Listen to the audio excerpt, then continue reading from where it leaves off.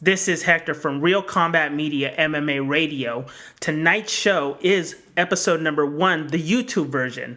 On our show, we have Nick Newell, the current XFC lightweight champion, as well as Ulysses Useless Gomez, former UFC fighter, talking about his new 3-fight deal with Pandemonium. On the show as well, we have our panel, Tercilio Cruz from Brazil, as well as Ben Capocci from the UK. Tonight's panel talk or discussion will be the UFC 158 recap, as well as the big news of Ronda Rousey being the first female fighter to actually coach The Ultimate Fighter. Who's the other coach? Well, this is up to whoever wins the Kat Zingano and Miesha Tate fight. All this and more on Real Combat Media MMA Radio, Episode 1. Let's get this started. Welcome to the show. This is Hector. We're calling from Real Combat Media MMA. We're going to start the show. I'm just having some difficulties trying to get the Skype connected so we can go ahead and hear Tercilio. So we'll first start with, let's go ahead and start with the UFC 158. It was if you want to go ahead and talk to us a little bit of what you saw. Did you see the post-conference interview? Yeah, I did. Yeah. And what did you think about that? Yeah, well, I kind of thought it was funny the way that Diaz sort of, after he had said that he'd retired at the end of the fight, then he started going off both Hendricks, like saying that he didn't think he was deserving of the win against Condit, and then about, wanting to fight GSP again. Yeah, it was a weird little thing that was going on with that. Interesting that Nick Diaz decided to join the conversation after the post fight had begun. He kind of came out of nowhere. All of a sudden, we just saw one of the people asking a question ask Nick Diaz, and everybody was kind of shocked who was watching it on the internet that Nick Diaz was actually there, because they actually did not start the conversation with Nick Diaz. Yeah. I mean, Diaz, I think it's just in his blood. It's just natural for him to, talk trash and find these fights. And to be fair, it's worked for him. So, he's just doing what he knows. And, he probably decided at the end of the day, he's still got a lot of fight left in him. And if he can, make money and go against big fights, then that's what he's going to do. Yeah, I agree with you. I don't think that he's ready to retire, like he said at first of all. And I think when he knew that he said that, I think he kind of backpedaled back, and he had to figure out a way to go back and say, he hasn't really thought of retiring. It was just more of the anger and frustration of him losing that fight. I mean, we saw him do the same when he lost his fight against Condit. He sort of said that he wasn't too sure about doing it anymore, and he's also mentioned about wanting to go into professional boxing because there's no money in MMA and that. It's just it's something we've been hearing from Diaz for a while. And it's not to sort of take too seriously when he says that he's going to retire. It's just he's a very emotional fighter, and that's just what he's like. Yeah, we have people on Facebook already saying they're listening to the show, and they say he just wants a big payday, and that's why he's doing all this trash talk, that he wants a bigger payday. And you know what? With Strikeforce, I'm not sure what his pay wage was on that show. So it's kind of a difficult thing to figure out. But, he's a good fighter, nothing to take away from him. It was an interesting fight altogether. I didn't really see, for the people that didn't watch it, to me, the whole GSP and Nick Diaz, feud was bigger actually when they weren't fighting than when they were. Yeah, I think, Diaz really did have a great opportunity to win this fight. And I think the way, personally, I mean, I train in MMA, just as a fan, really, nothing serious, just to keep fit. And the way I see it, the way you can beat GSP is by, quite simply, he has to be on the back foot straight away. And that's what Condit kind of implemented, and Condit's probably pushed GSP the furthest anyone has. In the recent years, obviously, not since his loss to Sarah, etc. And have that high punching power that he could use to push Diaz onto the back foot, and then I thought, oh, well, if Diaz does get taken down, he's got that jiu-jitsu to sort of work something from the ground and that, but he just couldn't seem to get anything going. And that maybe could have been because of the year layoff, because maybe he was a little bit overconfident after he did finally get this fight that he's been calling for a while. I was wondering what you think about that, Hector.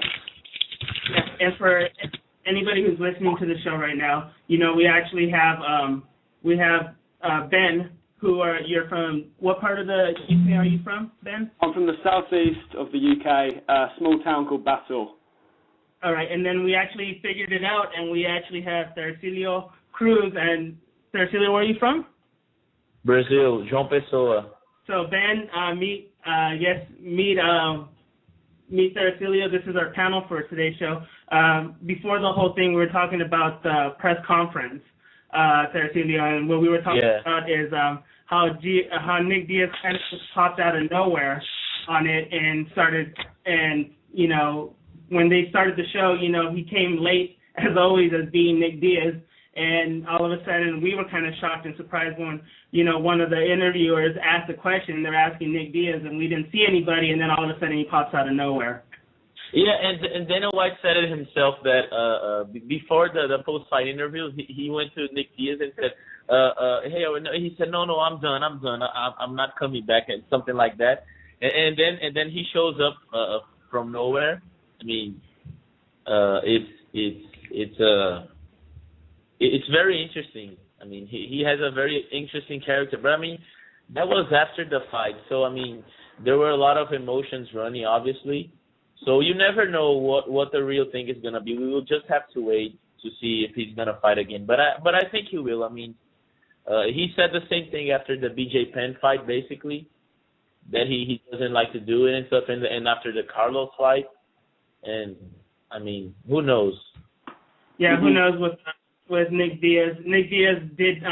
The reason we're talking about it is in the beginning of the show we talked about the current news, and this is actually the current news because Nick Diaz not only did that, but he also turned down, or you know, he wanted to take a fight up with Anderson Silva, and he wanted to take up a fight either with GSP in an immediate rematch. You know, and he was saying he's just looking for the big payday. But in the end, when that conference call was actually coming towards an end, it looked like there was an agreement between him and Carlos Condit that they would, if Dana White permitted him, Carlos Condit had no issues about giving him a rematch as well. Well, yeah, it would be good also. Yeah, I think what makes more sense is to GSP, obviously, to fight Hendricks, and then Condit and Ellenberger, I think it makes more sense than Diaz. You know, Diaz has, even when Diaz fought GSP had beaten the guy who beat the guy. He beat Condit who beat Diaz. So I think Diaz goes sort of down a little bit, and he just has to deal with not always fighting the top guys. Ellenberger and Condit is the better, and I think in the welterweight division is the match that makes a bit more sense. Yeah. But with Condit and Ellenberger, I wouldn't see how that fight would make sense now for Ellenberger because Condit just lost 2 straight fights, and they actually already fought Condit and Ellenberger, and Condit beat him. That fight was back in 2009. But I think for Ellenberger to keep climbing up, I think the ideal matchup for him would actually be Damian Maia. Because he's kind of in the mix now. I mean, he's 3-0 as a welterweight. He just beat John Fitch in Fitch fashion. So I think that would be the fight that would basically get him most excited to get in the mix. Mm-hmm. But I mean, any fight with Condit, I mean, you get a real fight. It's not a fight that he will hold on to you and stuff. I mean, he will go out there and fight. Unless he goes out like he did with Nick Diaz. I mean, he would like strike and then run, like Diaz said.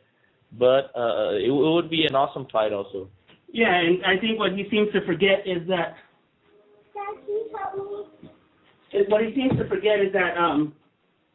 that even if he was given a different fight and it wasn't with the headliners like Anderson Silva or GSP, he still would probably be a headliner. And I think that's maybe one of the concerns that Nick Diaz is not trying to say he wants one with a big payday, is that he's still going to be either a co-main event on a pay-per-view event, or he might actually be the main event on a UFC, FX, or Fuel card as well. Mhm. Yeah. He definitely knows that he has a real strong name, and he sells a lot of pay-per-views, and if it's on a free show, he gets a lot of people to watch. So he basically wants to make a statement that he's only there to fight big fights. Uh-huh. Yeah. What do you guys think about Rory McDonald's position in the welterweight, division? Because obviously he's not going to want to fight his teammate GSP. Johnny Hendricks has been taken up. Maybe he has a fight in there, with Nick Diaz or Damian Maia. What do you guys think? You want to go first, Hector? Well, with Rory McDonald, him missing out and getting injured, what happened tonight, or what happened last night, was a complete rearranging of the welterweight division.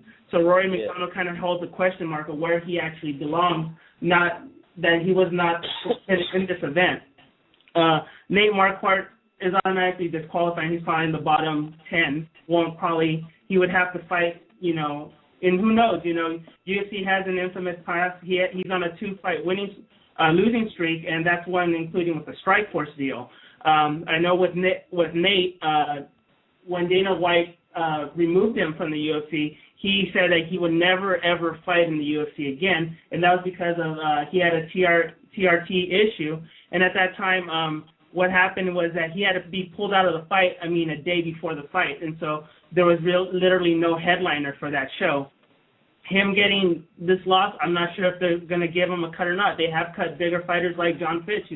So it leaves a question mark of where Rory would be placed right now. I think we would have to wait for the Tyrone Woodley one to happen. And, Rory, it's an intriguing match to have Carlos Condit refight and rematch him again, since that was a close decision loss. It wasn't like something that was either one, took out of that one.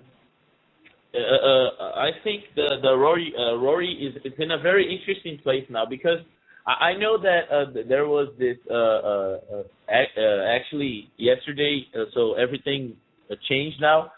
But there are a lot of interesting fighters that were not on yesterday's card. Like, for example, you have the Tyron Woodley that he's gonna fight, so you can wait for the outcome. There is Tarek Saffiedine that you can never count him out. And from yesterday's card, there's the Jordan Main that he beat Dan Miller. He looked amazing. Mm-hmm. So a fight with Rory, it could make sense, obviously, because he looked really good. He defended that armbar, and it was a really tight armbar. He defended it, and then he got the knockout later. So I think a fight with Rory, it could happen, but he's not top ranked, so we never know how the UFC is gonna match them up. But for the timing, if it would work out, it would be an awesome fight. And the Nate Marquardt situation, I think the UFC will give him one more fight. I think if he looks good, they will keep him. But if he loses, even if he loses a close fight, I think he'll probably get cut. Because of the past relationship that he has with the UFC. Quite around sort of too much longer, especially after the UFC sort of shown that they didn't really want him in the organisation, but then when Strikeforce came over, and after losing to a big fight against Tarek Saffiedine, and then again in devastating fashion against Jake Ellenberger, the UFC are so sort of strict now with cutting fighters. Even fighters that aren't particularly bad, but just, have had an unlucky stint. The UFC is so packed, all these young guys coming up that they're cutting left, right, and center. And the first thing that we also have to remember is, like Dana White always says, UFC, at the end of it all, it's a business. So the guys, the UFC, it's trying to make what's best for them. So, Nate Marquardt is obviously a very expensive fighter. So they're not like John Fitch. Probably Nate gets paid even more than John Fitch.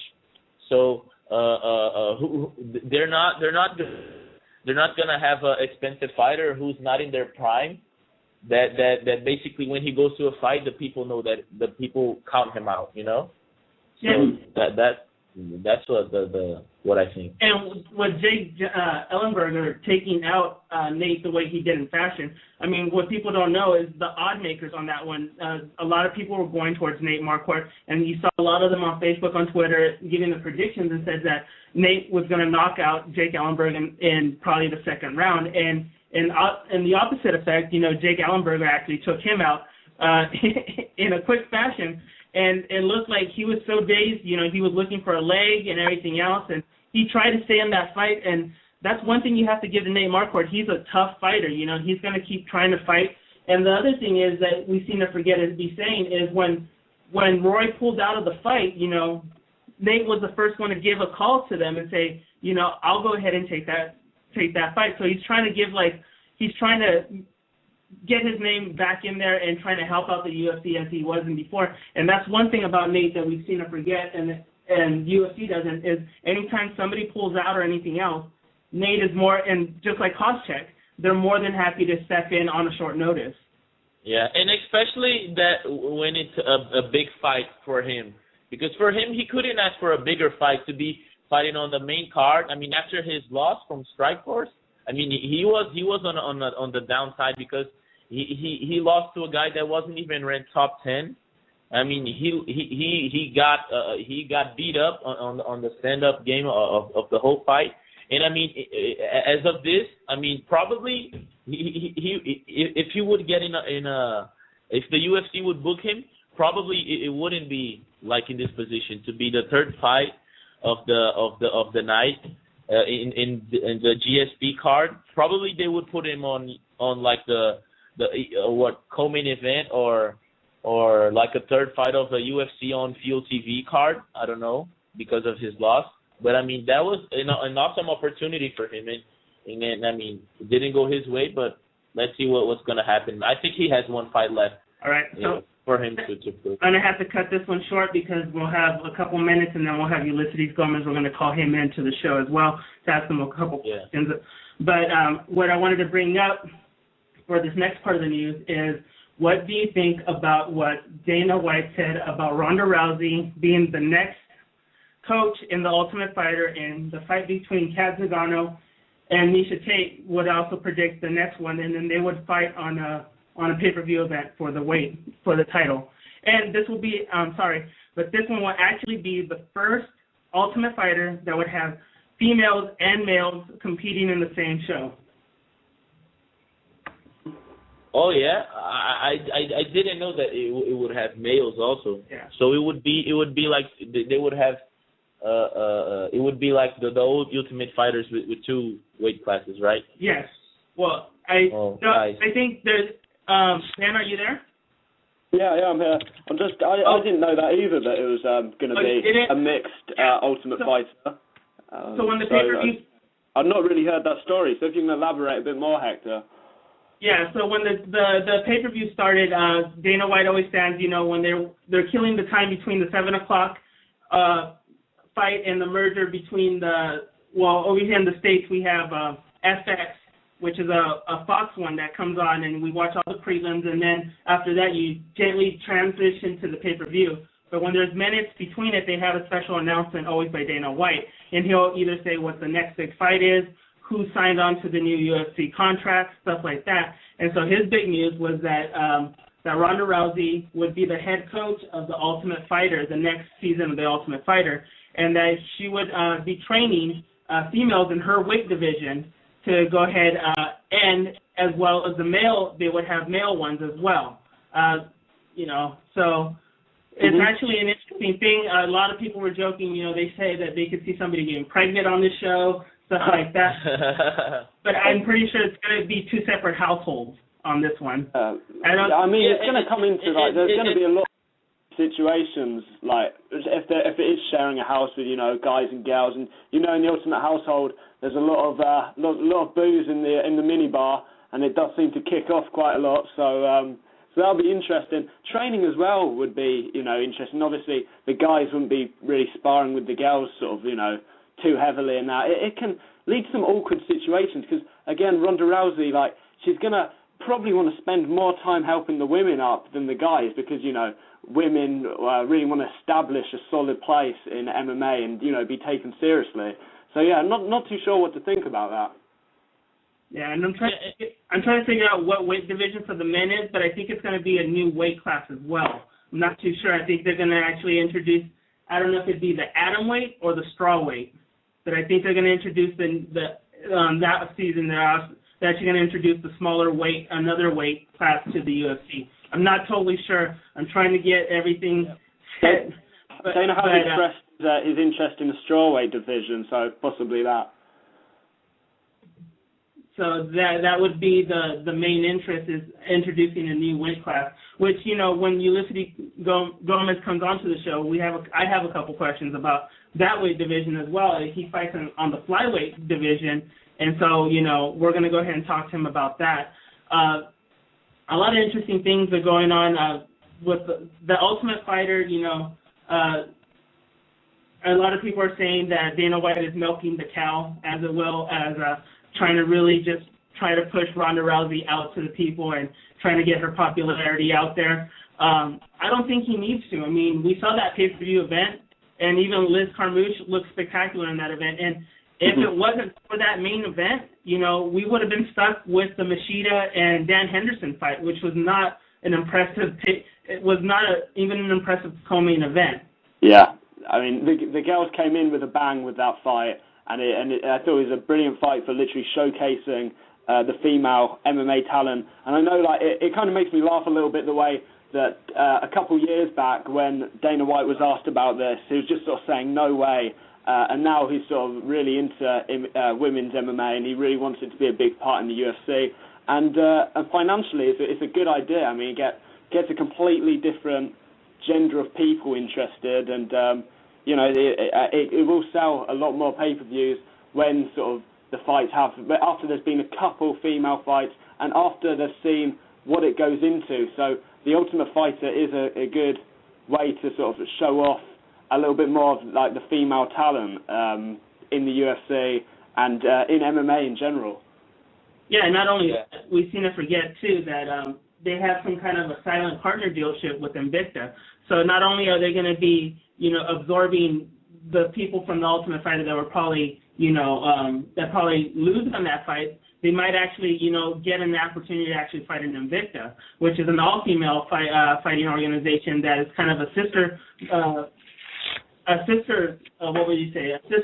company to the UFC now, with Janet Martin and Sharon Knapp, you know, running that organization. Yeah, and also with they were gonna do that with Cyborg, and Tito, since he's Cyborg's manager, he didn't want it to keep the UFC deal and go to Invicta, because that's what the UFC is doing with the fighters that they don't have a weight class for them that came over from Strikeforce. They're sending it to Invicta, but still with the UFC contract. And they didn't want to do that with Cyborg. I mean, Cyborg didn't want to do it herself. I mean, she said, no, let's cancel the UFC contract. I go to Invicta by myself. And I mean, I didn't know what her objective was in that. But with women's MMA, I mean, it has a lot to grow. And I think Ronda Rousey is an excellent person to do that, because, like I was telling Hector, I think that Ronda Rousey is like the female version of Brock Lesnar. I mean, she's really big. I mean, she talks. I mean, whatever comes in her mind, she speaks. She's not afraid to say anything. If she wants to instigate a fight, she will. She will not. I mean, she's obviously very respectful. I mean, that's different from Brock Lesnar. But, I mean, she's an amazing athlete. She's very strong. And I think the way that the women's MMA could only grow that big because of her. Because, I mean, if you see the pay-per-view numbers, Dana White doesn't like to talk much, but he said that it did a lot above some recent pay-per-views that they had there. And what the reporters basically say is that it basically got over 400 to 500,000 buys. So, I mean, I mean, it's unbelievable for the first fight in UFC women's fight to do more than 400, 500,000 buys. Uh-huh. It obviously shows that it has a really bright future ahead of it. But I mean, it's gonna be very interesting this Ultimate Fighter also, because if you the weight class of the women will be 135, right? Yeah. Yeah, and it looks like it's going to be males at 135 as well. So yeah, you never had a Ultimate Fighter where the coaches would have. I mean, if you did, it would definitely wasn't the champion that was the coach. That, for example, you had a welterweight coach coaching a welterweight fighters, and if you did, it would not be the champion. So I mean, imagine all the fighters, they know that what they want to get is a shot at Ronda, and she's coaching them. That's going to be very interesting. All right, so right now we're going to go ahead and attempt to call Ulysses Gomez and go ahead and bring him. He's going to be our first interview into the Real Combat Media MMA Radio. This is what you're listening to, so let's go ahead and give him a call. Here we go.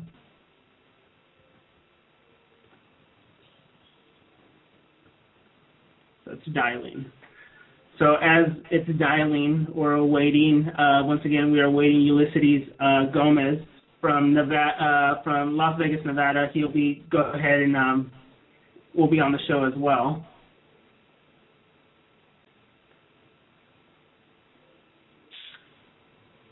Hello?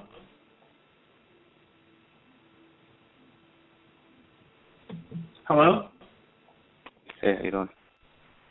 Hey, Ulysses? Hey, how you doing? Hey, how you doing? This is Hector calling from Real Combat Media MMA. It's great to have you on the show. How are you doing this morning? Oh man, just barely waking up, bro. All right, sorry about that. No, it's okay.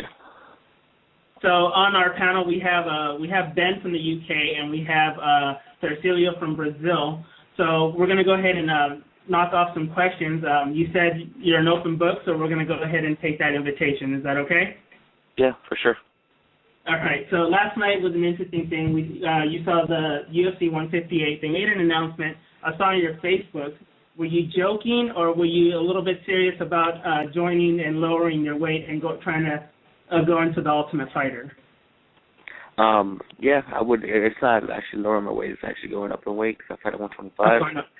Mm-hmm. But I think I would. I would definitely do it. I'm not really a fan of, living with with 8 other dudes that I don't know for 6 weeks. But I think if if I have to find my way back into the UFC, that's probably the best way I should do it. Did you guys have any questions? I mean, did you have any calls from like other organizations that were interested in you?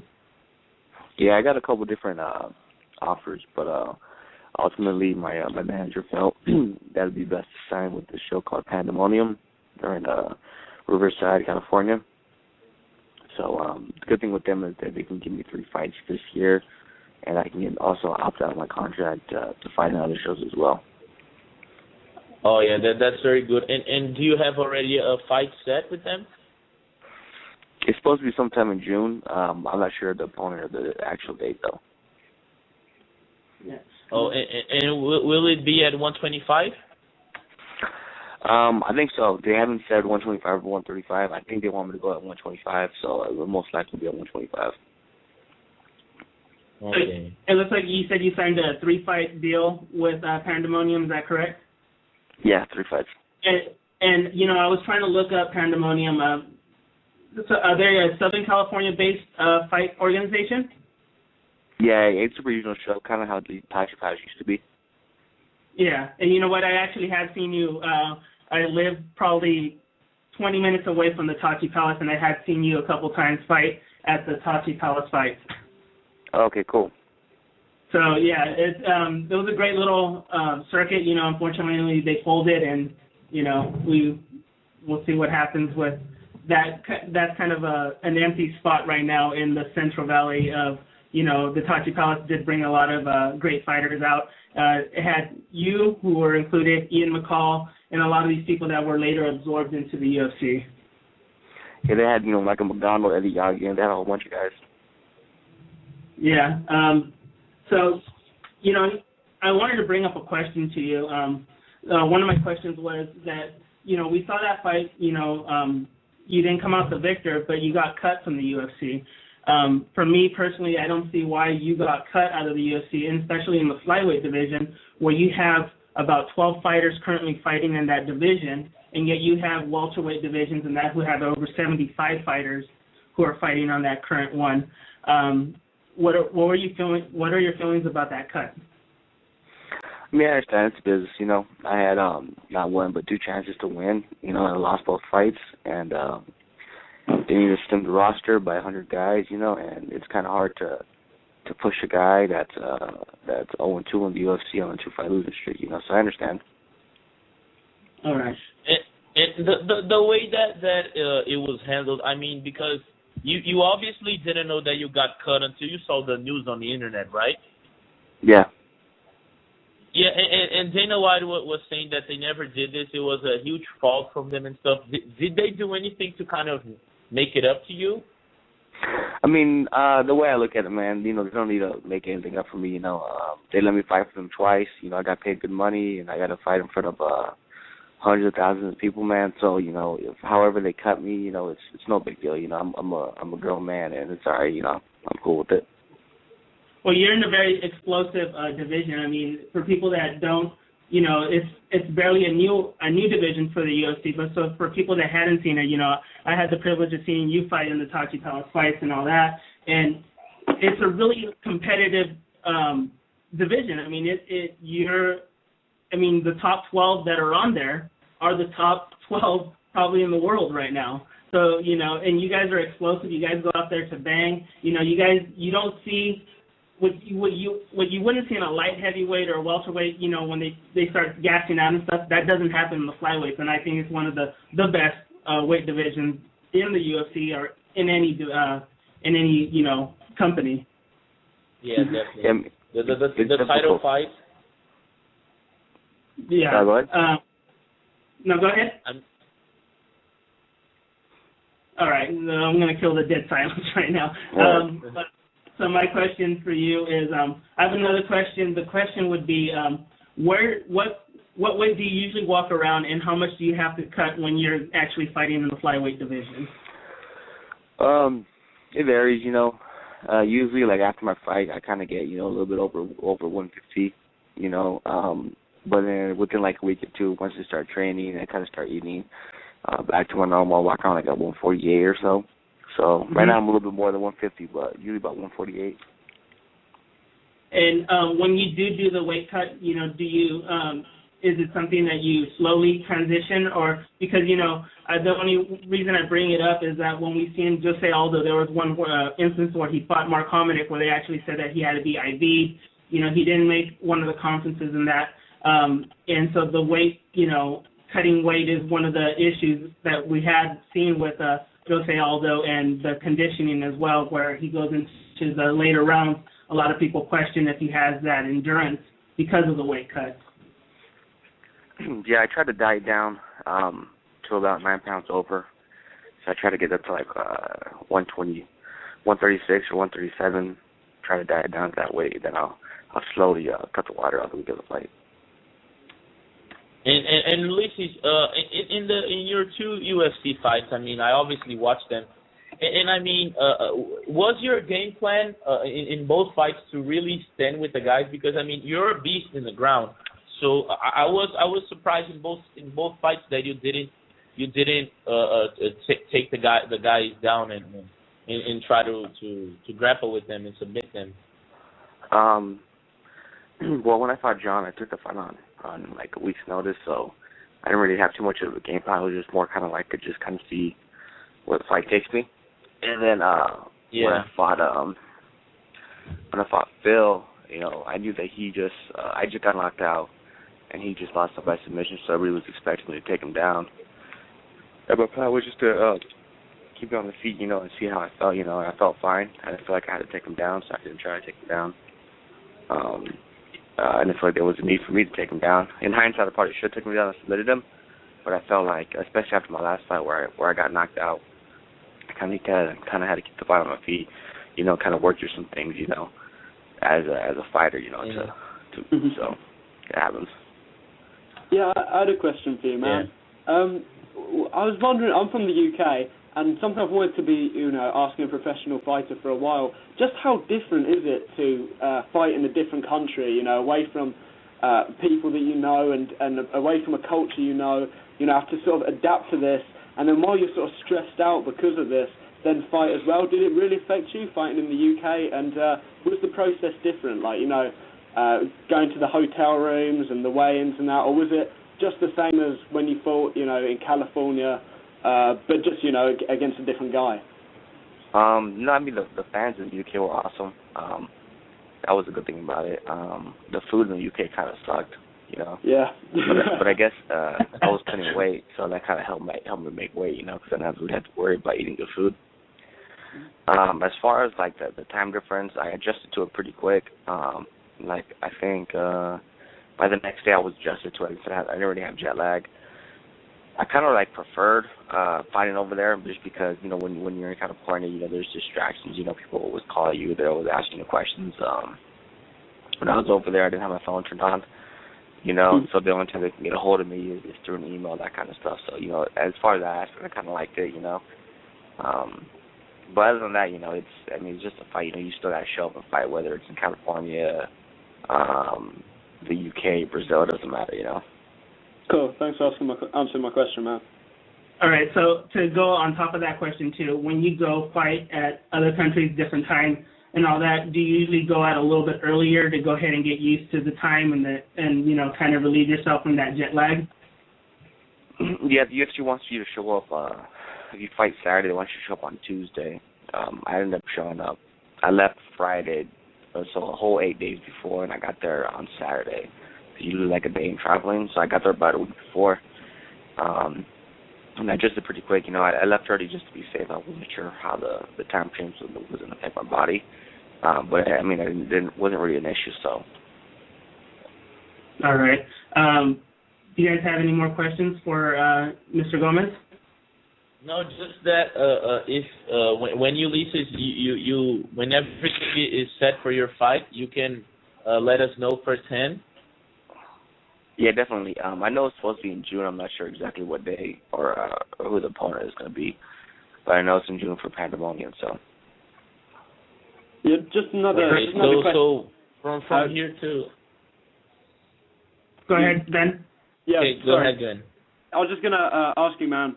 As a guy that's sort of been through it now, you know, gone from the bottom to the top, and then, you know, now you've got to sort of get things back on together and that. Just, like, how different is it from fighting in, like, Tachi Palace? How big is that step up to the UFC from other guys that were in your position and have gone up, you know, into this, into the mainstream and the biggest, you know, organization in the world?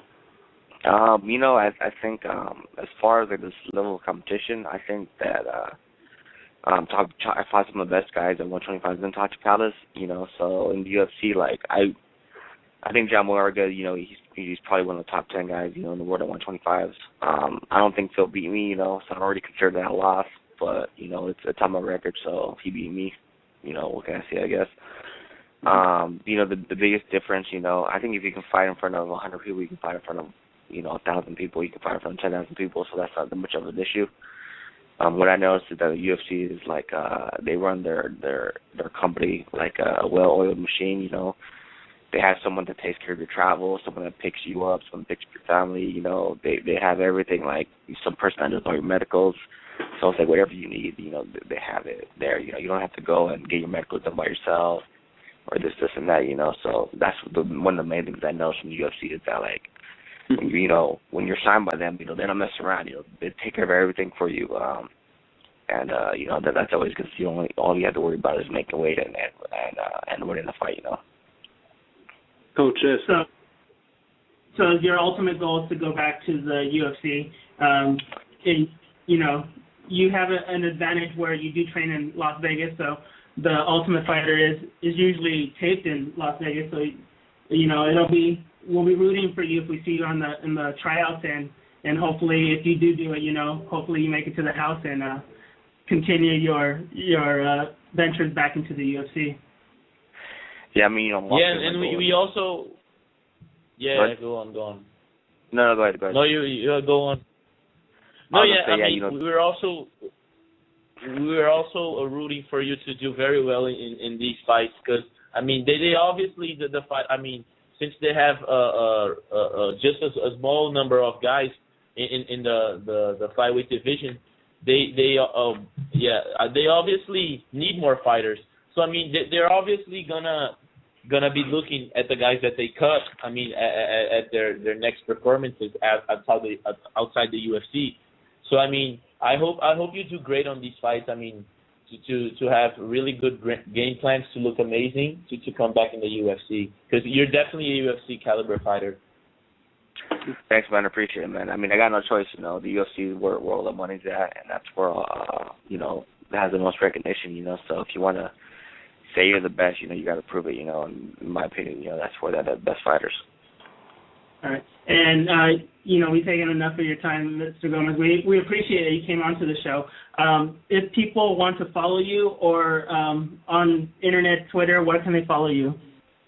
They can just follow me on Twitter. It's Useless Gomez.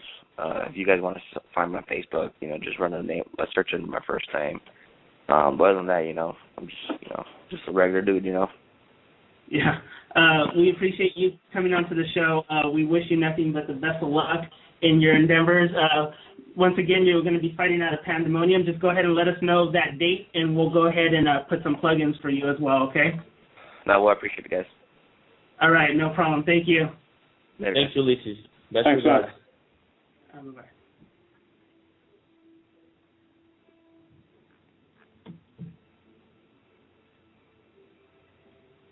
All right, everybody. That was Ulysses Gomez, former flyweight fighter from the UFC, now saying he signed a 3-fight deal with Pandemonium, a company based out of Southern California. He signed a 3-fight deal, but not only that, he has confirmed that he does have interest in applying to fight in the 135 competition of the Ultimate Fighter. Yeah, but I mean, definitely his weight class is 125, and I think that a lot of fighters that get cut from the UFC, you often don't see them on the Ultimate Fighter. I mean, because they basically don't even need to go to the UFC fighter to be recognized with, unless it's like a comeback season, which I think that the comeback season would be the best thing for the UFC to do with the Ultimate Fighter, because I mean, all the seasons are all the same. So if you would have a comeback season with a lot of fighters that got cut, that would be very interesting. But I think that if Ulysses looks good in these 3 fights, I mean, even if in his first fight he dominates the guy, in his second fight he dominates the guy and I mean submits him at will. I mean, basically, the UFC, it could put him back right on the second fight, because, I mean, like I said, they only have, 10 to 12 fighters in the division, and they obviously need to build up contenders. And I think they don't have it now. I mean, enough contenders for you to make an exciting division. So, I mean, they're obviously, I think this probably is like a push to him, for him to grow as a fighter, to overcome adversity, because to not get in the comfort zone of like 2 fights in the UFC, lose both of them straight, and then still continue. I think obviously they want for a fighter to learn from that experience. Okay. To come back even stronger. So right now, let me go ahead and we're gonna go ahead and cap the whole UFC 158. We're gonna go from top to bottom. And before that, just give me a moment here. Ben, did you have any last words about our conversation with Ulysses Gomez while I go ahead and look so I can go ahead and do a little bit of our sponsoring as well? Yeah, no, I was just, I agree really. I think with these next 3 fights that he signed, it's good. I'm glad the way that a lot of fighters, when they get dropped from the UFC, then they sort of tend to lose morale and they don't really fight their way back up. But if he does win these 3 fights, then I think the UFC is definitely going to be looking at him, and I can't see the UFC not wanting him back in that division that is so shallow, as you were saying earlier. And no, that's it really. If he does win these 3 fights, I'd love to see him back in the UFC. I think he's got a lot more talent than he showed in his couple losses in the UFC, and he's got a good few years left back in him, where he's only going to be fighting at his very best for the next few years.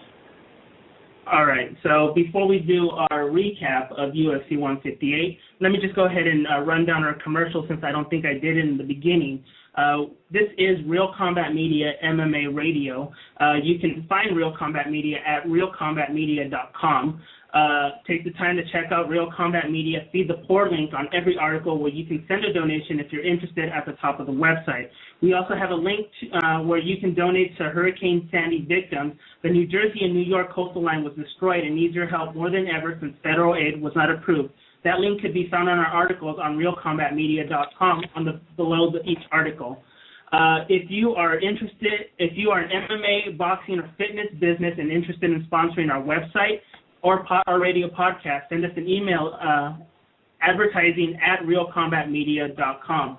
We do have a couple people who are our sponsors, and those are, we have Cardio Mass, which are excellent for all fighters, endurance athletes, and serious fitness enthusiasts. Once you're in the Real Combat Media store page, go ahead and click the banner on that page. We also carry Alpha Brain. Alpha Brain is a great natural product that activates your brain's neurotransmitters and helps you more clearly, which improves brain function. You can also purchase the world's healthiest plant protein, which comes from hemp. The hemp protein and Alpha Brain can all be found on the On It banner on Real Combat Media. The cool thing about this is if you click on it and you actually decide to buy these products from us, you get a 10% discount at the checkout. Once again, this is we are through Real Combat Media. Go to Real Combat Media at realcombatmedia.com. We are going into the UFC 158 recap. We're going from top to bottom. Gentlemen, where do you want to start? Do you want to start with the prelims or just go straight to the co-main event or the main event? I think we can talk about some prelims because there were some great fights. I mean, Rick Story, I think he's starting to find his rhythm again at welterweight. So let's go ahead and go. Yeah. Let's go through it this way. Ben, are you okay with the prelims? Yeah, I'm fine. All right, so let's go with probably the first prelim. You said we'll go with the Rick Story and Quinn Mulhern. It was this prelim was actually found in the U.S. on the Facebook and YouTube. Go ahead, Sergio. Tell us about this one. Well, I think I'm out of the fight, so if you want to go ahead, and then I'll catch in on the next couple. Okay, I'll keep them off as we go, and then if you had watched it, we'll go ahead and continue the conversation, okay? Okay. All right. So the thing is, he was looking very relaxed. I mean, standing up. He was looking like the old days when he used to knock guys out. I mean, he got back from he obviously showed that he wants to get back to the top. Where I mean, when he fought Charlie Brenneman, I mean he obviously was a heavy favorite, and I mean if he beat Charlie Brenneman, he probably would challenge for the title. So we never know, but he fought a great fight. I mean he knocked Quinn Mullen out. I mean. Like a walk in the park to him. So I think he definitely now you can start looking at him again, and probably a fight with Rick Story and Rory McDonald himself would be an awesome fight because both guys throw bombs, and I mean let's see what happens. All right. So the next one on that belt let me see. Hold on is. I'm going everywhere on this one. So the next fight on the went straight to the FX. It was John Medesi versus Daron Krushenk, and that one was a grinder. It went out to all three. Yeah. all 3 rounds, and it went to a decision of 29-28, 29-28, 29-28 for the winner of that one. John, did you see it differently, or do you agree with the judges on this one? No, yeah, I agree, and actually, I think that I'm even surprised that it was this score, because I mean, Darren, I think he poked John McDessie like 2 times, or I don't know if it was 3 times. So I think, and definitely John McDessie was landing the better shots. I don't disagree at all with the decision, but I didn't think it was a very exciting fight. Ben? Yeah, no, I agree. I agree with the decision. I was expecting it to be a bit more exciting than it was. Both these guys sort of got some amazing taekwondo, and I was looking forward to seeing all these, kicks and striking and that. And the match, it was a real grinder. It was a back and forth action. Was kind of hoping a bit more for it though, a bit more fireworks. Yeah.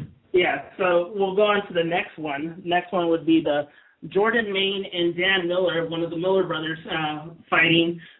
This was a welterweight fight. It was his debut. It was his debut at welterweight. Oh, for Jordan Main or for Dan? No, for Dan Miller. All right. So Dan Miller, unfortunately, it was a short debut for him. He got KO on 4 minutes and 42 seconds of the first round. Big notch for Jordan Main. It's a big name. Dan Miller is a beast. I mean, he's been on a little bit of a losing streak, but any fight that he gives, he's always been a great fighter and a hard fighter. Yeah, and the good thing about this fight is that if it was only like a stand-up fight, that it's obviously Jordan Main's specialty. I mean, if it was only a stand-up fight, I mean, and then you could say, oh, but who knows what he's got on the ground. But, I mean, they went to the ground, and Dan Miller, he got a tight armbar in Jordan Main, and he defended like a black belt. I mean, he did the perfect technique. He went to side control, started pounding on him, and then stood back up. I mean, he did the right thing because he was very smart, because if there were a lot of guys that in the heat of the moment would probably go to side control and then start pounding on the guy and then wind up getting sweep, because obviously Dan Miller has a way better ground game than him. But, I mean, he did exactly what, I mean, he paced himself the whole first round. And when he saw the opportunity that Dan Miller got tired of those transitions and stuff, when he landed those jabs and knocked him out. I mean, it was a perfect fight for him. He fought a perfect fight. And I think if he keeps that up, he obviously has a great future ahead of him. Such a talented young kid. I mean, he's only 23, I think. 23? Yeah. And he's fought some huge names, and he's been fighting since 2006. I mean, that for a young guy, he's been around and he's fought some huge names, and it's about time that he gets in the UFC, and now he is in the UFC. Like, he's barely even reached his peak yet, and I think he's going to be a force, and he's going to be in there for a good few years. As for Dan Miller, I'm not sure really what's going to be next for Dan Miller. He's a good kind of gatekeeper for the division, and that he's. I don't think he's really going to get anything going, and maybe I don't know if the UFC wants to get rid of him, because he is, he's such a nice guy, and he's done a lot for the UFC, and he steps up to fights with just a couple of weeks notice and stuff. So I wouldn't really like to see him go, but I don't think he's got many fights left in him. Yeah, so let's go ahead and go up to the featherweight division. We had Darren Elkins versus Antonio Carvalho. This was, once again, a first-round TKO, minute 3:06 of this fight, and for Darren Elkins to go ahead and basically, have the referee stop the fight with the TKO against Antonio Carvalho. Well, it's like Dana White said. In that fight, some people can call it an early stoppage. But if you look at the replays, what Antonio Carvalho was doing when he got hit the first time, I mean, he was like shaking, doing some weird stuff. And when and like Dana White said himself, like 95% of the time, if the ref wouldn't have stopped there, he obviously would, like 5 seconds later. because I mean the guy was basically out on his feet and then would go down and then would go up and really wobbly with so I think it was the right call for the safety of the fighter. I think the best way that Dana White said is that he was KO'd and then woke up from punches. Woke up and realized it was going to fight. That happens often.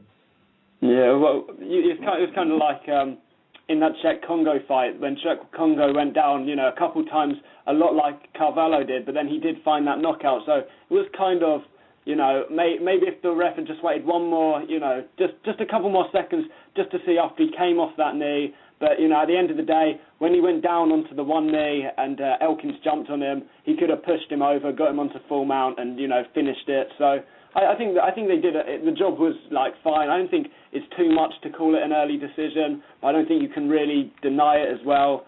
I'm not too sure what to think about it. Yeah. Let's talk about this. Oh, go ahead. It's also this thing about waking up.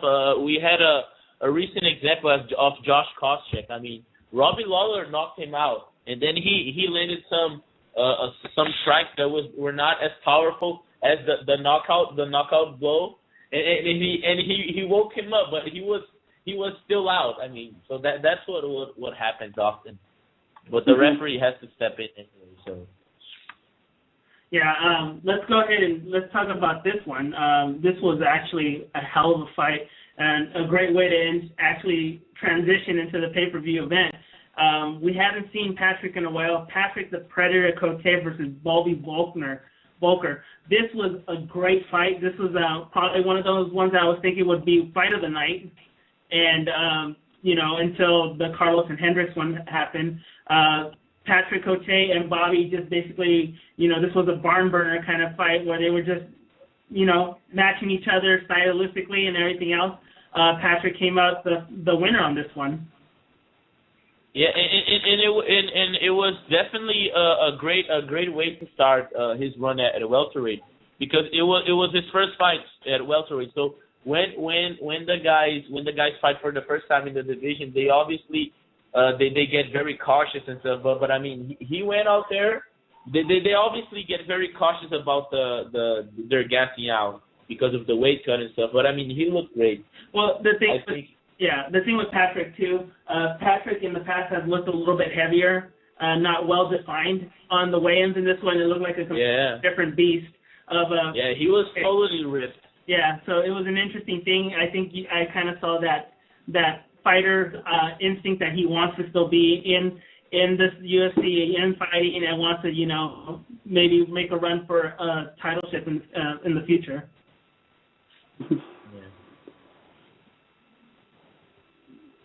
Ben?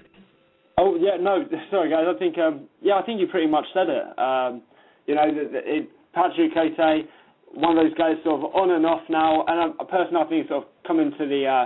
I don't know how long he's going to want to keep doing this. He mentioned, I don't know if you guys saw that he said that he wanted to sort of just be a commentator after a couple more fights in the UFC. But I think he can still definitely. I think he's still got a run in him left, and I think you guys pretty much summed up the fight. Grueling, back and forth, great action and great display of Patrick Cote all round. All right, pay-per-view started with a lightweight fight, Mike Ritchie versus Colin Fletcher. This fight was was a good fight. I'm not going to take anything away. Mike Ritchie defeated Colin Fletcher. It took this was a decision. They grinded out for the three rounds. Did you guys see it any different than the judges? I thought Fletcher won. I think the first round. I don't know. I thought he was a lot more active with his leg kicks and that. The problem was he wasn't landing as hard as Mike Ritchie, but he was landing, I think, a little bit more often. So personally, I thought Colin Fletcher won the first round and then lost the other two. So you had it for Colin winning this one? No, not for winning the whole fight. But I thought he had the first round. I thought it should have been 30-28 to Mike Ritchie. So there wasn't much about this fight. It was just, it was a good slug out with both fighters. We go up to the middleweight division on this one. We see Nick Camozzi versus Nick Ring. I saw this one completely different. I actually gave this fight to Nick Ring. I thought Nick Ring won the first and second, and then lost the third as well. I thought Nick Ring's striking looked so quick and so slick, and he was making Chris Camozzi just look sloppy. The problem is that we also had, I don't like to go back to it, but in the fight with Colin Fletcher, because his face was showing a lot more damage, I think the judges thought Mike Ritchie was sort of doing better than he was. I think this could have been the same. Nick Ring has a lot of scar tissue on his face from other battles where he's been, bloodied up and pretty beaten up, and his face sort of was a lot worse than Chris Camozzi's. But at the end of the day, I think Nick Ring was just, I completely outstruck him in the first and second, and then he started to sort of get tired, and Chris Camozzi more managed to make it his fight in the third. But I just thought it was sloppy striking from Camozzi against really tight, crisp striking from Ring. I think it should have been 29-28 to Ring. Yeah, Nick Ring picked him apart the whole first two rounds. Really rapid, was moving, had great transitions. What happened in the end was he basically just gassed out and didn't have much in that tank. And even you could see with those peppering little jabs and stuff that there was not much power in those punches anymore at the end of the third round. Well, yeah, and I mean, it's like we have a great problem with the judges. I mean, it's always going to be a problem, and you never can leave it at the end of it, because like Ulysses Gomez fight. I mean, he scored a lot of leg kicks and stuff, but I mean, once that judge, I think it's Doug Cosby. Or no, Cecil Peoples, that the guys make all kinds of videos of him in the internet. He said once about the Shogun and Machida fight that leg kicks don't win fights. And I mean, so when you get a judge like that that doesn't see jabs or leg kicks as damage, I mean, you're never gonna get a winner out of that. You're gonna have to go for the finish. For people that don't know Cecil Peoples used to be a judge, a referee as well at one time, and he was a he was a horrible referee at that. And it looked like he would try to get more face time than the actual boxers. I remember, I think it was one of the Oscar De La Hoya fights, that he would separate him for no reason, and it was not called for. And then all of a sudden you start seeing him as a judge, and you're like, oh, great, I've seen him as a referee, and I thought he was horrible as a referee. What is he going to do as a judge? Yeah, and he was also a referee for MMA fights. I mean, yeah. He would jump on the guys like 10 seconds later and really jump on them. And once he missed, I'll send you the video later. He went to step in the guy, and then the guy got out of his front, and then he just slammed himself in the cage. Yeah. He went to jump on the guy to hold him, to stop the fight, and then the guy got out of the way, and he boom, he just hit the fence straight forward. Yeah. So a lot of judges, they actually think that way. I mean, like him, they don't know how to score MMA fights. So it's the right thing to do, like Ricardo Big Dog Almeida. He's now a referee. I don't think he's applied for a judge. I think he did, but I'm not sure. But I mean, the ideal thing it would be to have fighters that are retired to be judges. I mean, there's no mystery in that. You get guys that they don't know what absolutely they're doing. I mean, in the Pride days, when the guy would take the other down and it would do basically nothing on top, and the guy on the bottom was trying to go for arm bars, was trying to do something. I mean, they would give the fight for the guy that was in the ground. Yeah. But no, in the UFC, it's like the most of the guys that, like Nick Diaz, a lot of guys that go there to fight. I mean, the guys. I'm not talking about George St-Pierre, but I mean, there are a lot of guys that take the guys down and grind them out the whole fight, and the judges give them. So it created a thing that a lot of wrestlers are following. So I think sometimes that will have to change. Yeah, let's go. Yeah, let's talk about this Jake Ellenberg and Nate Marquardt fight. I think we briefly talked about this one, but Nate Marquardt was the bigger chance in the betting pool that Nate Marquardt was going to win. You saw it on Twitter, you saw it on Facebook. Everybody was already predicting a second round KO, first round KO. Really, nobody gave a chance to Jake Ellenberg, and Jake Ellenberg. He made a lot of people broke yesterday in the betting. Jake Ellenberg basically demolished Nate Marquardt. It was one of the most spectacular KO punches you've seen. Nate Marquardt, once again, just a beast as well. Took that shot, was trying to recover, just didn't have enough to recover. Jake Ellenberg was all over him, and basically, at the end, the referee had to stop it. They said it was a KO. It was kind of like a TKO, but it was a KO. He was knocked out. He was trying to recover. He really didn't know where he was at. He was trying to grab feet and everything else. Just like I guess you would say, like the other fight, with Darren Elkins and that. But the referee did the wise choice and did stop this fight. Yeah, and the thing that I was most amazed about is that Jake Ellenberger he obviously likes to strike, but he has great wrestling, and his nickname it's not a fake nickname. He definitely is a juggernaut. The guy is very strong. When he wants to take you down, he takes you down, and he just stands. He was saying that the whole time at the way, it's my time. Maybe now he did find his rhythm. And he went there and he said, I'm going to stand and bang with you. And he did, and he knocked the guy out. He didn't try to take him down and try to pound him on the ground. He just went toe to toe with him with no regret. Yeah, Ben. What did you think about that fight? Yeah, not much to say. I think Jake Ellenberger is just an absolute beast, has so much power. He's such a similar fighter to Johnny Hendricks, actually. Both have a ridiculous amount of power and a very, very strong wrestling game. Personally, I had Jake Ellenberger winning this. I couldn't really see why Nate Marquardt had the better betting odds. I thought Jake Ellenberger sort of beat Nate Marquardt standing, beat him on the ground, and it went the way I was expecting it to go, just straight off. Jake Ellenberger looking to take his head off, and a really good performance, and it's performances like that Dana White loves, and it's performances like that boost you up to an early number one contender, early title shot. All right. Yeah, and like Ellenberger, June, before his Campman fight, the guy was like top 3 welterweight. He was so close to that title shot, but he got knocked out from Martin Campman also. So obviously, he's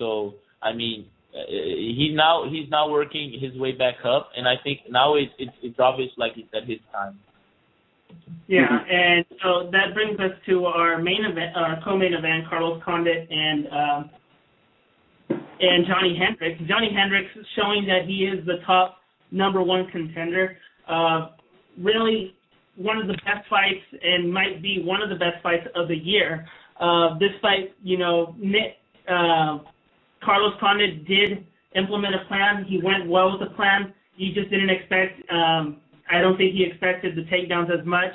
What happened is in the very first round, Johnny Hendricks injured his left hand, so he couldn't throw that devastating bomb that he usually throws. He still threw it, but it wasn't effective.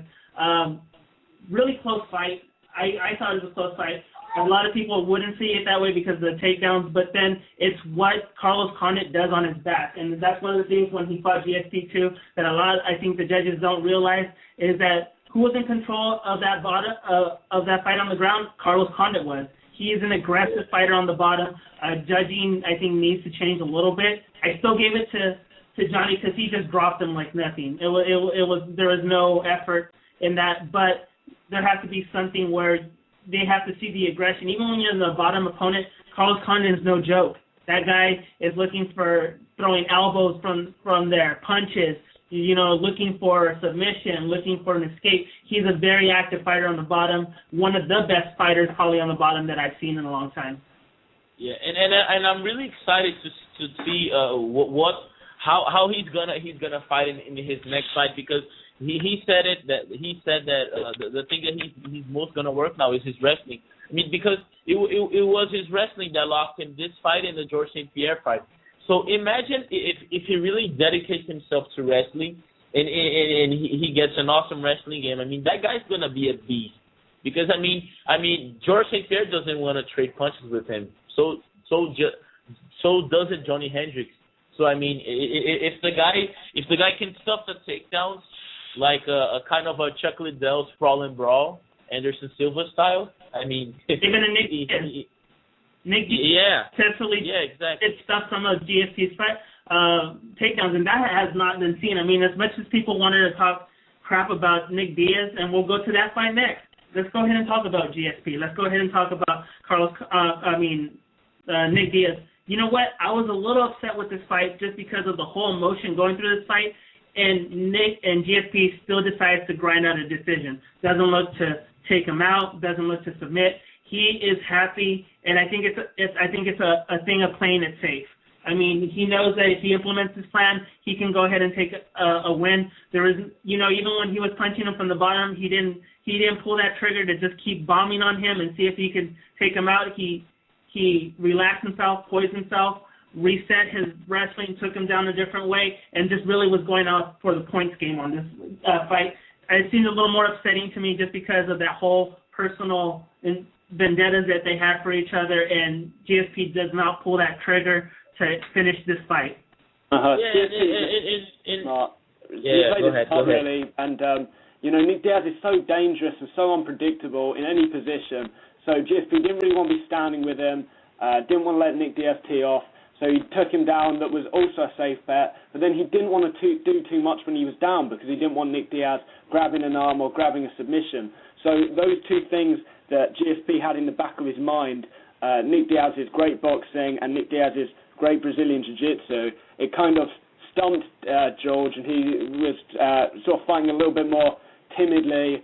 And I think Nick Diaz kind of just couldn't pull the trigger, and it was so frustrating. Like, when I was watching it, I was rooting for Diaz, and I just wanted to see him pull the trigger. I wanted to see him start swinging, start giving the hands and, the loud mouthing that he usually does in his other fights, and get into GSP's head a little bit more. Whenever he was stood up, I was thinking, okay, this is it. He's going to go now. And he didn't really go for it as much as I would have liked to. Maybe that's because he's year layoff or something. I'm not sure. No, you know what it is? Nick Diaz even said it himself that he was trying to hide it. And you know what? Nick Diaz does talk a lot of bullshit and does say a lot of stuff that doesn't make sense. But at the times when he does make clarity and he does admit, he won't admit, even when he lost, he questions stuff, but he did say that he did not have the good team going into this thing, and it leaves that question mark of what Dana White says, where is Cesar Gracie kind of a prima donna, not really taking care of his fighter. He said that there was no coaching staff to tell him when to eat, when to sleep, when to train. He didn't have the wrestling where he was supposed to have wrestlers to come in and wrestle with him. He did not have that in that camp. And you know what? Some people might say, you know what, he's making excuses, but these are legitimate excuses. And this is where Nick Diaz really needs to focus. Is this the camp that he belongs in, or is he have some potential to actually be a greater fighter and find another place that will actually accommodate these needs for him? Well, I think that Diaz wouldn't fit to another camp, because I mean the way that those guys, the way that they have their chemistry, like Melendez, Jake Shields, Nate Diaz, and Nick Diaz himself. I mean, they act the way that, I mean, basically no one else stands them. So I mean, for them to go to another one that would talk about game plans and stuff, I think they wouldn't be able to that. But I definitely think that in that camp they could be so much better, because Nick Diaz also uses the excuse of like George St-Pierre spends a lot of money in his training. That's because he's good. But Nick Diaz, I mean, it's making a lot of money. I mean, he's making a lot of money. He doesn't have anything to complain about. The thing is, he just needs to organize himself. He said it himself last night that he doesn't even pay his taxes. Yeah. I mean, so I mean, how can a fighter? He just needs to get, for example, because I think that Cesar Gracie is a great trainer. I don't think he's a great businessman for the fighter. I think what Nick Diaz needs to have is he needs to get a guy to really take care of everything. I know he has a lawyer and stuff, but Dana White said that he doesn't even know if the lawyer obviously doesn't know that he doesn't pay his taxes. So I think he should have a guy like Ed Soares type guy that is his manager, that is the guy that organizes everything, the sponsorships, the fighters, the deals, everything, and not Cesar Gracie that he's a trainer, he does that. I mean, you don't see that with any other fighter. I mean, you have Jose Aldo. Jose Aldo has his trainer, Dede Pederneiras, that is a great trainer, but who knows how he will do as a manager. So Jose Aldo has his manager. Right. I mean, so every fighter is like that. So I think that would be the thing to change, to have a real manager, and I mean Cesar Gracie just be as his trainer, as his mentor. Okay, so what I'm going to do now is I'm going to, we only have 9 minutes left of this show. I think I pushed the 90 instead of the 120. So I'm going to push this interview with Nick Newell that I did. It's not my best one. I apologize. I think the Ulysses Gomez one's going to be a good one. I'm going to give a shout out to Nick Newell as well. It's his birthday. Here's the interview that I did. It runs 4:21, and in the end, we're going to do a quick talk about transgenders in MMA. Here we go. Hello? Morning, Nick. This is Hector from Real Combat Media, MMA Radio. How are you doing today? Good. What's going on, buddy? What was that? I said good. How are you? I'm good. How are you? So this is going to be our first interview for Real Combat Media MMA. For anybody who doesn't know, I'm speaking to Nick Newell, or Nick Notorious Newell, XFC lightweight champion. First question for you is, your last fight was what, in November or December? December. So has there been any lineup for your next fight, or do you know when you're fighting, or how soon do you want to start fighting again?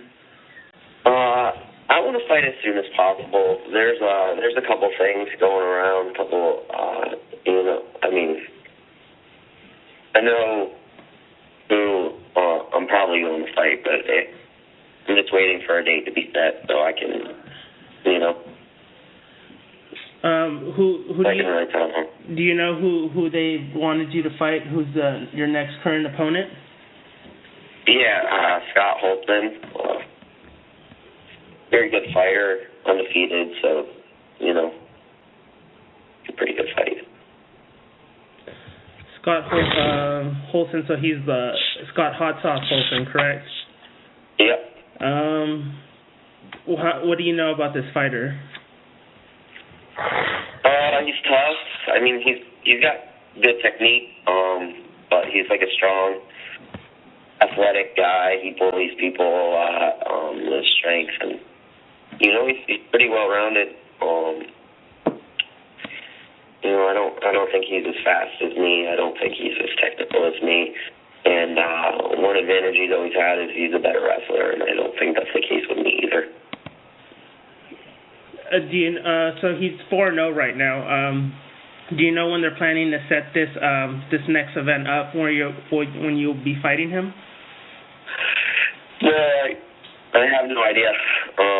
Sooner the better, though. I'm ready. All right. So your fight out of XFC, that's a fight organization coming out of Florida, correct? Yes. And it looks like, looking at your info, you fight out of American Top Team. Are you fighting out of Florida right now? Or do you train out of Florida? Sorry about that. I was just there. Fighting Arts Academy and ACT. So I train in Springfield, Massachusetts. At Fighting Arts Academy, I have a great team, and then I also go to Florida. Okay. And for people that don't know, they can watch these fights on Access TV, correct? Yep. Access TV, and always entertaining, so, it's something you definitely don't want to miss. For people who, who are barely getting into the fighting scene, and that, what can you explain? What is your style of fighting, or what mostly do you use? Do you use Brazilian Jiu-Jitsu? Are you more of a striker? What kind of fighter would you say you are? By submission, but I just try to win the easiest way I can and make it exciting. All right. Well, I'd like to thank you for calling into the show. Once again, I said you're the first one. For people that want to follow you, do you know? Can you tell the people where they can find you at on the internet? Yep. On Twitter @Notorious Newell, on Instagram @Notorious Newell, and Facebook.com/Nick Newell MMA. All right. Thank you, Nick, for calling in. I appreciate it. Yeah. Thank you very much. All right. Have a good one. Bye. All right, that was my first interview with Nick Newell. It didn't come out as well as I thought. It was my first interview, so I apologize. I want to wish Nick a happy birthday. Like he said, he's going to be fighting in April. He's going to be fighting. He's going to be defending his belt on that fight. We wish him nothing but the best of luck on that fight as well. Does he express his will to be in the UFC, or he wants to have like 4 more fights? You know what? I've seen a couple of his interviews on there. He does express a lot. He did do what do you call it? Not a boycott, but he created kind of a petition for him to fight in the UFC. He's a young guy. I don't know if you know, he has only part of his one arm. He has exactly. That's why it's so interesting. I mean, the guy. Yeah. The guy is 9-0. Yeah. So he's one of these fighters. The thing is, some people say it's a disadvantage for him, but I actually kind of see it as an advantage for him because he doesn't have that knuckle joint that usually breaks during fights, or the fingers.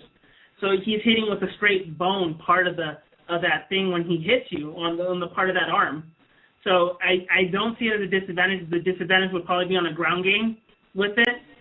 But we've seen him with his Brazilian Jiu-Jitsu. He has the last fight he did submit the guy in the stand-up guillotine.